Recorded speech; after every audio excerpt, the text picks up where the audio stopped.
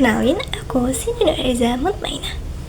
Hari ini aku mau ngebahas tentang sejarah Asia Selatan dari buku yang udah aku baca. Buku yang udah aku baca yang pertama adalah Asia Selatan dalam Sejarah, dan yang kedua adalah India, Bangkitnya Raksasa Baru Asia. Di awal buku ini ada hal menarik loh teman-teman yang dibahas. Kalian tahu nggak India itu berasal dari bahasa apa? Nah, India itu berasal dari bahasa Yunani. Istilah ini digunakan untuk orang-orang yang tinggal di daerah Sungai Indus. Nah, makanya sejak saat itu di daerah Sungai Indus itu dinamakan India. Dan India itu memiliki populasi terbanyak, teman-teman. Populasi penduduk yang sangat padat, di mana itu ada sekitar 700 juta orang loh yang ada di India. Wah, banyak banget ya. Jadi, selain India memiliki populasi yang sangat banyak, teman-teman, India juga memiliki kebudayaan lembah Sungai Indus yang terkenal ya. Ada dua tempat terkenal. Yang pertama adalah Mohenjo-daro dan yang kedua adalah Harappa.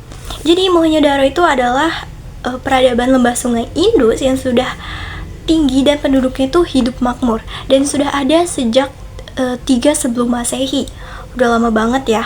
Dan juga banyak sekali peninggalan yang ada di Mohenjo-daro. Yang pertama adalah materi berhuruf. Jadi banyak sekali huruf-huruf yang didapat di Mohenjo-daro ini. Tapi sampai sekarang belum bisa dibaca teman-teman hurufnya. Yang kedua adalah bangunan-bangunan. Jadi udah banyak ditemukan bangunan-bangunan yang ada pintu-pintunya, pintu-pintu kecil. Kemudian juga batu-batunya itu seperti batu sekarang teman-teman yang ditemukan. Dan di Mohenjo-daro ini juga yang menurut aku paling menarik adalah sudah ditemukannya kolam renang. Jadi di Mohenjo-daro ini ada kolam renang di mana fungsinya itu mungkin sama seperti zaman sekarang ya, untuk berenang atau juga untuk pemandian oleh dewa-dewi yang sesuai dengan kepercayaan orang-orang mereka. Kemudian juga ada perhiasan dan juga mereka sudah mengenal hewan peliharaan kayak kerbau dan juga unta. Wah, udah pokoknya peradabannya udah maju lah gitu ya. Yang kedua itu adalah penemuan di Harappa. Jadi penemuan di Harappa ini juga sangat menarik ya.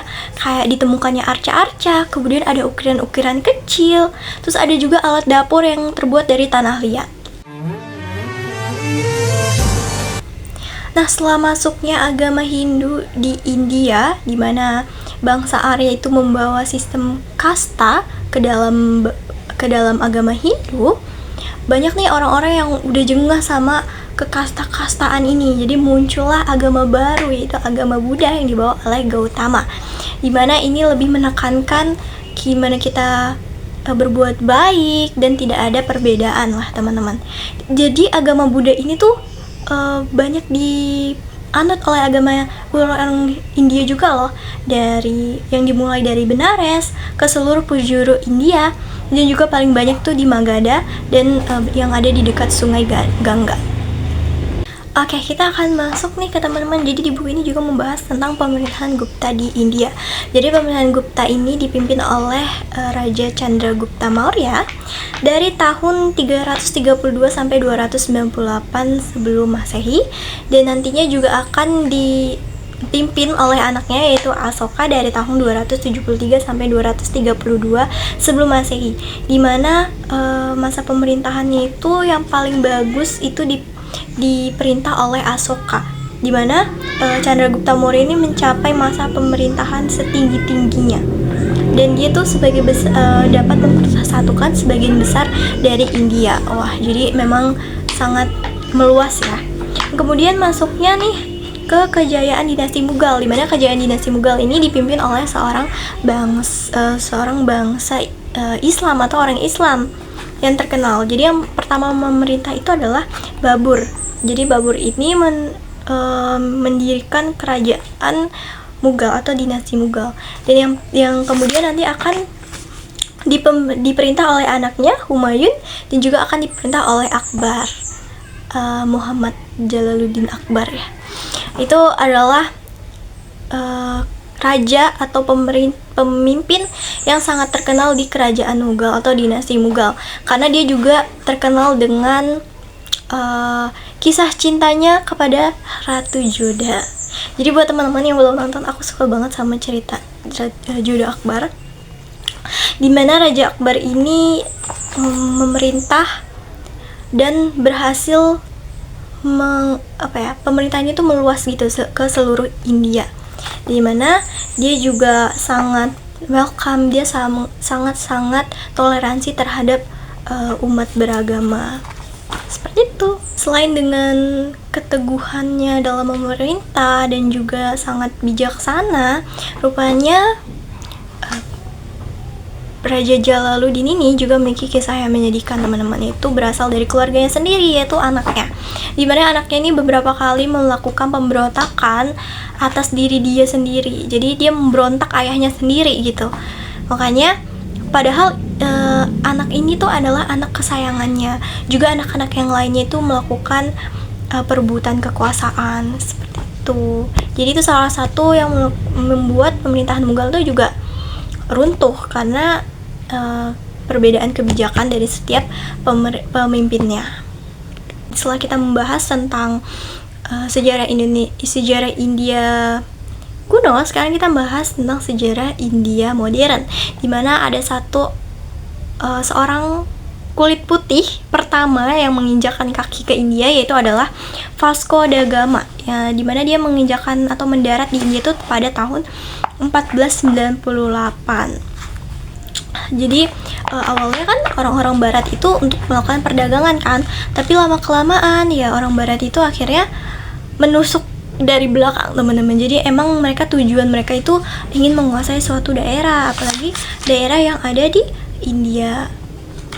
Nah, yang disebabkan itu banyak banget, jadinya adanya perpecahan antara golongan Islam dan golongan Hindu, di mana dua kubu ini saling memiliki prinsipnya masing-masing dan gak mau kalah gitu. Sampai ada satu perkumpulan gitulah yang seharusnya bisa memberikan mereka ruang untuk saling berinteraksi, untuk saling menguatkan diri, tapi malah membuat mereka jadi berpecah belah.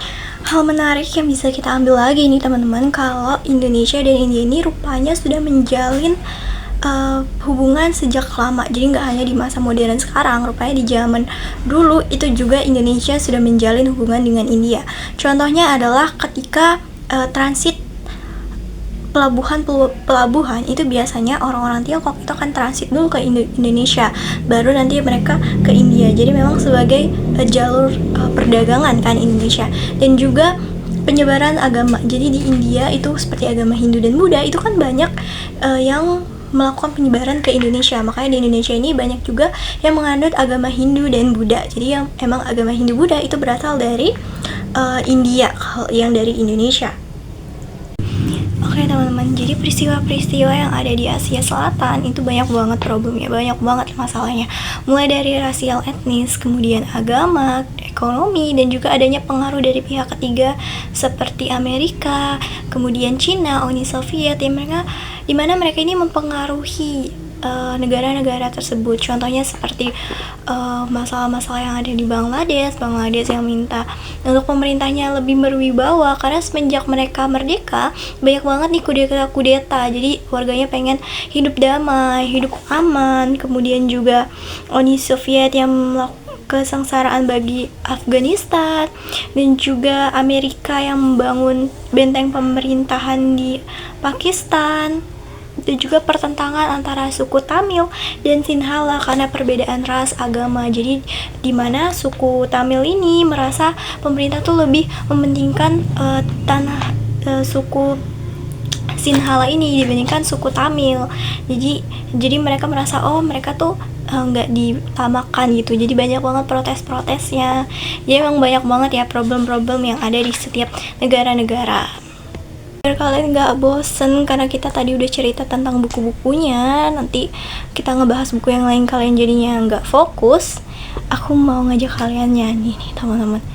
Jadi sebelum aku jadi K-popers, aku adalah Bollywood lovers, karena aku juga suka banget sama series India ya, film-filmnya, mau sinetronnya, mau Bollywoodnya, mau lagunya. Nah, aku akhir-akhir ini lagi suka dengerin satu lagu India. Sebenarnya aku banyak banget suka lagu India, tapi aku mau nyanyiin satu lagu ini yang akhir-akhir ini suka aku nyanyiin gitu. So, langsung aja.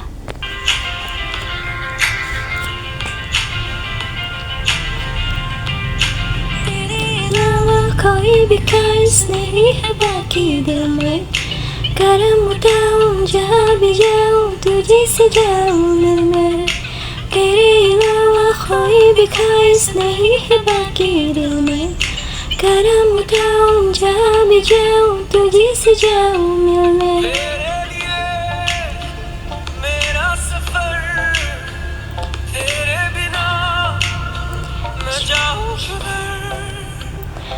तुमसे जब मैंने ना जान, तुमसे खुद को मैं पहचान, तुमको बस मैं अपना मानूं माहिया.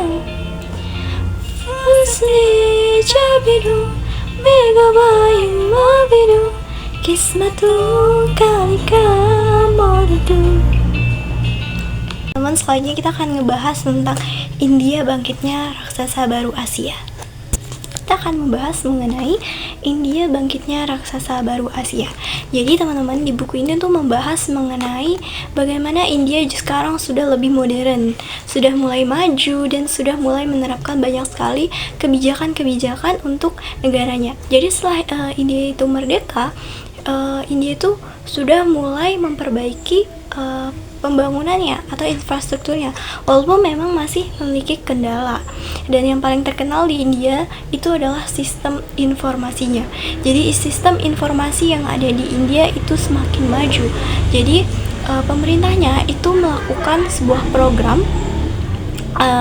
Program itu adalah membuat masyarakat India itu untuk belajar ke Amerika Serikat tentang teknologi informasi ini. Nah, nanti setelah mereka menguasai teknologi ini, mereka akan kembali lagi ke India dan juga akan membantu negara negara mereka gitu untuk lebih maju lagi dari pengetahuan yang sudah mereka dapat dari luar.